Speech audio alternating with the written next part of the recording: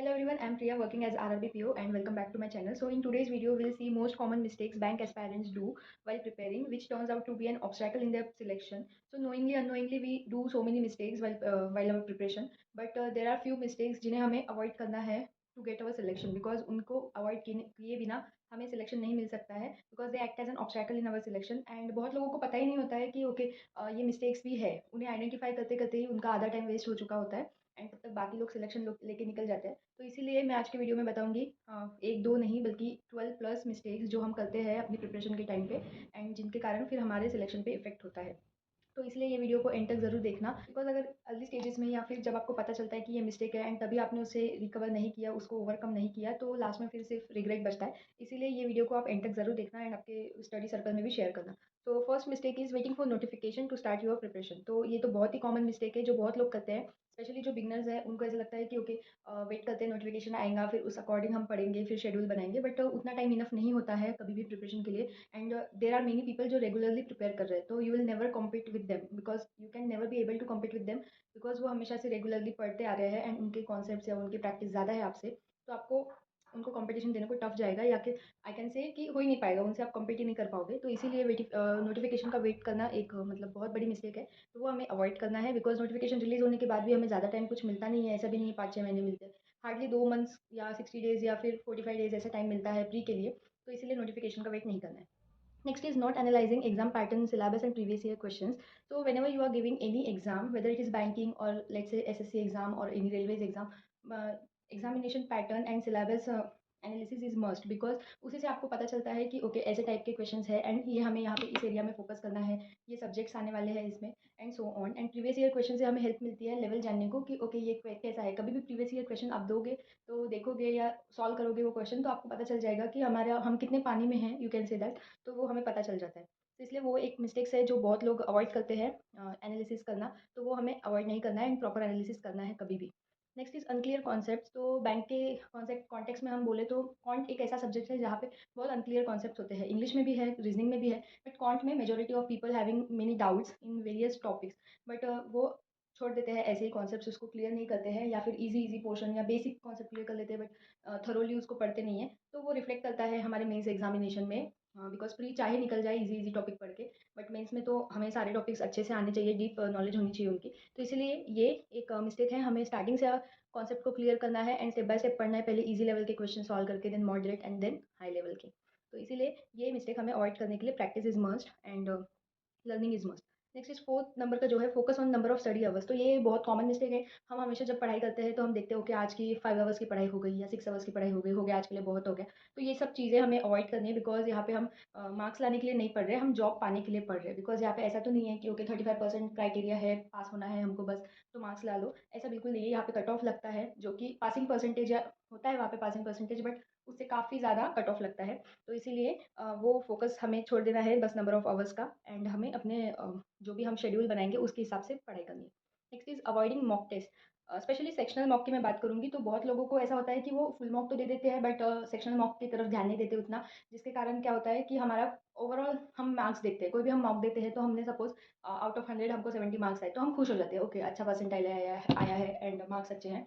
But हम ये नहीं देखते उस वक्त कि हमारे ये मार्क्स हैं जो इक्वली आए हैं हर एक सब्जेक्ट से, या कोई 2 सब्जेक्ट से आए हैं या कोई 2 सेक्शन से आए। जैसे अगर सपोज हम सोचे तो English and English mostly weak होता है लोगों का, क्वांट एंड रीजनिंग में लोग 60 प्लस आराम से अटेम्प्ट कर लेते हैं प्री की बात करें तो अगर 70 प्लस भी करने वाले बहुत, 70 प्लस तो कैसे करेंगे, सॉरी 65 प्लस भी करने वाले बहुत लोग हैं। तो वैसे सॉल्व करके फिर वो लोग ओवरऑल मार्क्स लाते हैं एंड खुश हो जाते हैं, बट उस चक्कर में इंग्लिश वीक रह जाता है जो कि फिर अगेन मेंस में हिट करता है। तो इसीलिए हमें सेक्शनल मॉक भी देना है जिससे हमें पता चले कि एटलीस्ट हमारा कौन सा सेक्शन वीक है एंड उसको हमें ज़्यादा टाइम देके वहीं पे रिकवर करना है।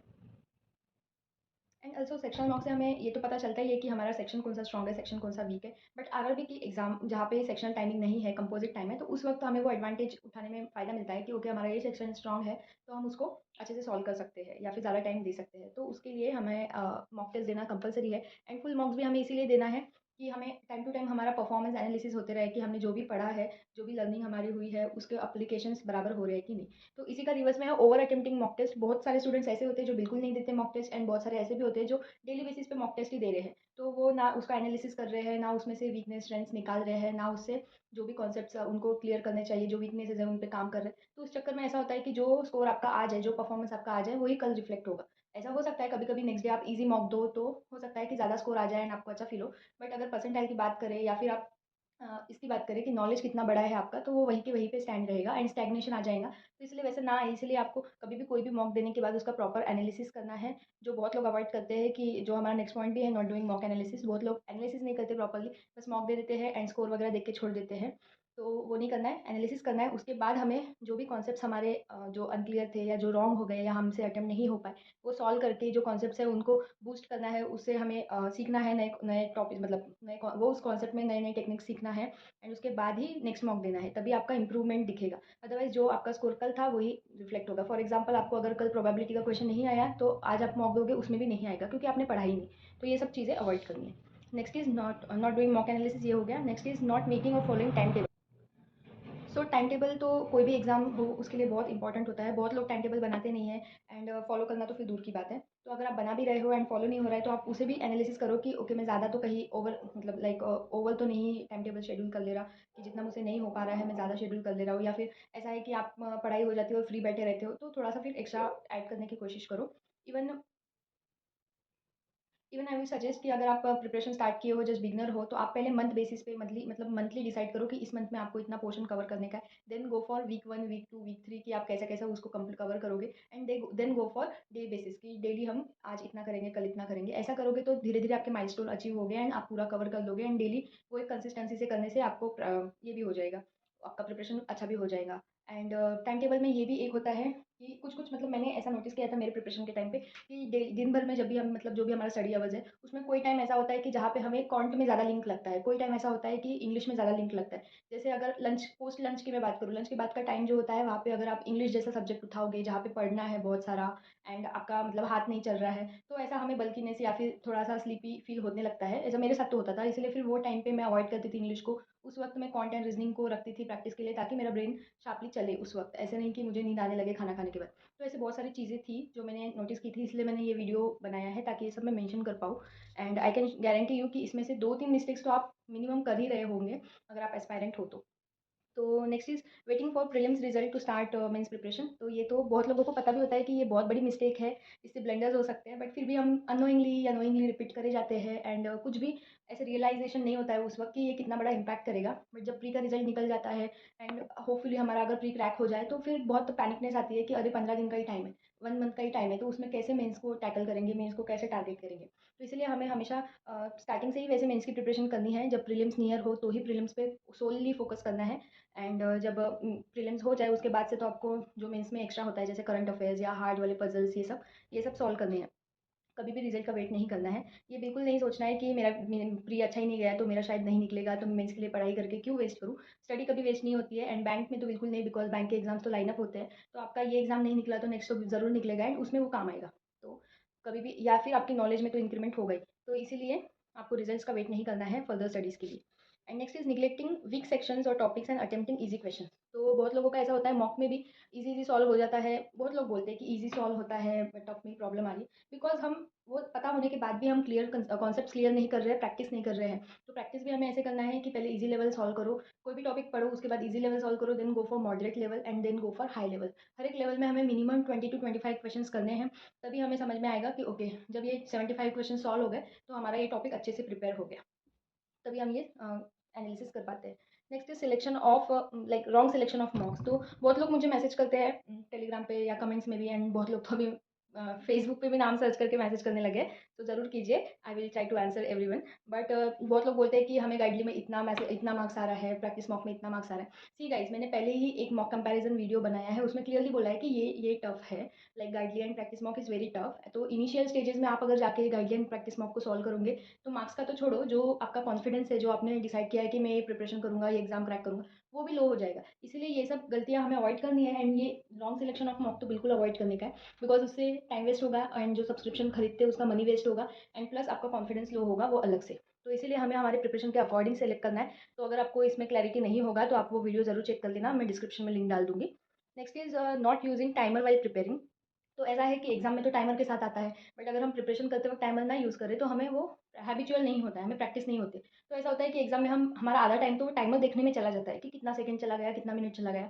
मेरे साथ तो स्टार्टिंग में होता था, फिर मैंने ये रियलाइज़ किया कि नहीं, मेरे साथ ये हो रहा है, तो मुझे अभी से ही प्रैक्टिस करते वक़्त ही टाइमर यूज़ करना है, ताकि वो टाइमर से मैं हैबिचुअल हो जाऊँ और मेरा बार-बार ध्यान वो क्लॉक की तरफ ना जाए।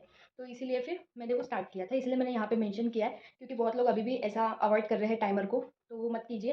एंड मैं तो ऐसा करती थी कि देन 18 मिनट्स का ही टाइमर लगाती थी पढ़ते वक्त, एंड 18 मिनट्स में ही ट्राई करती थी कि मैं 25 टू 30 क्वेश्चन सॉल्व करूँ ईच सेक्शन में, जैसे अगर ऑफलाइन अगर सॉल्व कर रही हूँ तो, ताकि 2 मिनट में मैं फिर देख सकूँ कि और कोई क्वेश्चन ईजी सा हो जाए, या फिर कोई मेरा अगर मिडवे रह गया है क्वेश्चन पजल या डीआई, तो उसको भी मैं एक लुक में देख सकूँ कि हो सकता है क्या।